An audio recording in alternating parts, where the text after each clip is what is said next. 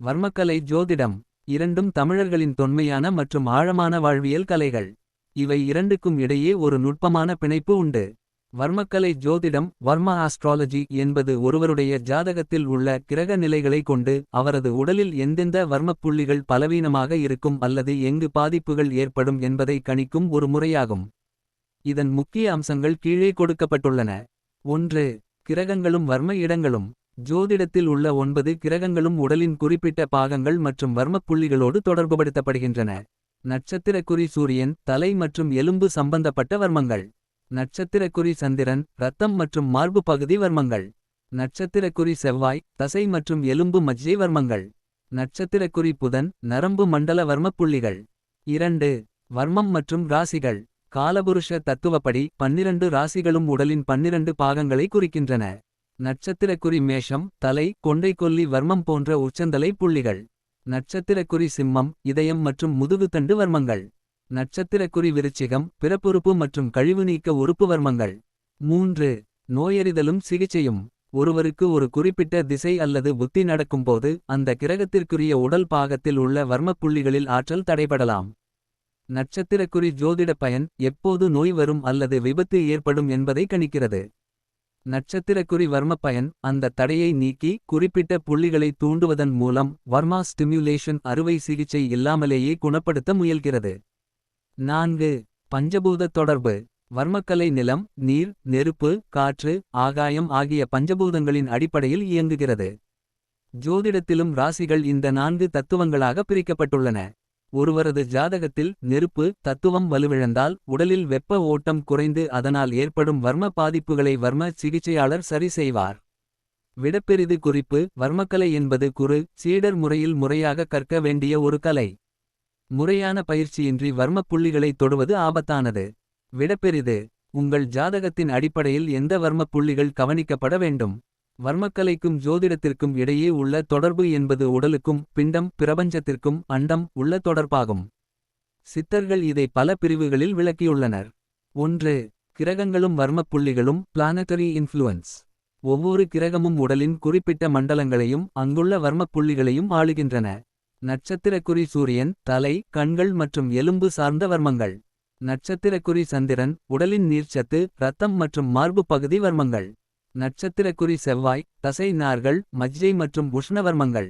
நட்சத்திரக்குறி புதன் நரம்பு மண்டலம் மற்றும் தோல் வர்மங்கள். நட்சத்திரக்குறி குரு மூளை கல்லீரல் மற்றும் உயிராற்றல் புள்ளிகள். நட்சத்திரக்குறி சுக்கிரன் இனப்பெருக்க உறுப்புகள் மற்றும் முக வசீகரம் தரும் புள்ளிகள். நட்சத்திரக்குறி சனி மூட்டுகள் எலும்புகள் மற்றும் நீண்ட கால வலி தரும் வர்மங்கள். 2. திதி மற்றும் நிலவின் கலைகள் மூன் ஃபேசஸ். வர்மக்கலையில் இது சரம் என்று அழைக்கப்படுகிறது. நட்சத்திரக்குறி நிலவின் வளர் பிறை மற்றும் தேய் பிறை காலங்களைப் பொறுத்து மனித உடலில் உயிர்க்கலை பிராணா கால் விரலிலிருந்து தலைக்கும் தலையிலிருந்து கால் விரலுக்கும் ஒரு நாளைக்கு ஒரு இடம் வீதம் நகர்ந்து கொண்டே இருக்கும். நட்சத்திரக்குறி எந்த திதியில் உயிர்க்கலை எந்த வர்மப் புள்ளியில் இருக்கிறது என்பதை அறிந்து சிகிச்சை அளிப்பது மிக முக்கியம். அந்த புள்ளியில் காயம் ஏற்பட்டால் பாதிப்பு மிக கடுமையாக இருக்கும். 3. நட்சத்திர வர்மம் ஸ்டெல வர்மா. 27 நட்சத்திரங்களுக்கும் 27 வர்மப் புள்ளிகள் ஒதுக்கப்பட்டுள்ளன. நட்சத்திரக்குறி ஒருவர் பிறந்த நட்சத்திரத்தை பொறுத்து அவருக்கு உடலில் எந்த புள்ளி அதிக ஆற்றல் கொண்டது அல்லது எது ஜென்ம வர்மப் புள்ளி பலவீனமான புள்ளி என்பது தீர்மானிக்கப்படுகிறது. நட்சத்திரக்குறி குறிப்பிட்ட நட்சத்திர நாளில் அந்த நட்சத்திரத்திற்குரிய வர்மப் புள்ளியில் சிகிச்சை அளிப்பது மிகுந்த பலனை தரும். 4. காலபுருஷ தத்துவமும் ராசிகளும். மேஷம் முதல் மீனம் வரையிலான 12 ராசிகளும் உடலின் 12 பாகங்களை குறிக்கின்றன. நட்சத்திரக்குறி உதாரணமாக மேஷம் தலையை குறிப்பதால் தலையில் உள்ள கொண்டைக்கொல்லி போன்ற வர்மங்கள் மேஷ ராசியின் ஆதிக்கத்திற்கு உட்பட்டவை. நட்சத்திரக்குறி ஜாதகத்தில் ஒரு ராசி அல்லது அதன் அதிபதி பலவீனமாக இருந்தால் அந்த உடல் பாகத்தில் உள்ள வர்மப் புள்ளிகளில் ஆற்றல் தடைப்பட்டு நோய்கள் வரக்கூடும். 5. தசா புத்தி மற்றும் நோயறிதல். ஒருவருக்கு நடக்கும் தசா அல்லது புத்தி காலங்களில் அந்த கிரகத்திற்குரிய வர்மப் புள்ளிகளை தூண்டுவதன் மூலம் வர்மா ஸ்டிமுலேஷன் ஜாதக ரீதியான தோஷங்களின் பாதிப்பை குறைக்க முடியும் என்பது வர்ம ஜோதிடத்தின் நம்பிக்கை. சுருக்கமாக ஜோதிடம் என்பது ஒரு நோய்க்கான காரணத்தையும் காலத்தையும் காட்டுகிறது. வர்மக்கலை அந்த பாதிப்பை சரிசெய்யும் சிகிச்சை முறையாக அமைகிறது. நட்சத்திரம் கிரகம் மற்றும் வர்மப் புள்ளிகளுக்கு இடையே உள்ள தொடர்பு மிகவும் நுட்பமானது. சித்த மருத்துவத்திலும் வர்ம சாஸ்திரத்திலும் இது அண்ட-பிண்ட தொடர்பு என்று அழைக்கப்படுகிறது. இதன் விரிவான விளக்கங்கள் இதோ. 1. நவக்கிரகங்களும் வர்ம மண்டலங்களும். ஒவ்வொரு கிரகமும் மனித உடலில் ஒரு குறிப்பிட்ட தாதுவையும் டிஸ்யூ அது சார்ந்த வர்மப் புள்ளிகளையும் ஆளுகின்றன. நட்சத்திரக்குறி சூரியன், எலும்பு, அஸ்தி தலையில் உள்ள வர்மங்கள் மற்றும் முதுகெலும்பு புள்ளிகள். நட்சத்திரக்குறி சந்திரன், இரத்தம், ரெக்டா, மார்பு மற்றும் இடது பக்க உடல் வர்மங்கள்.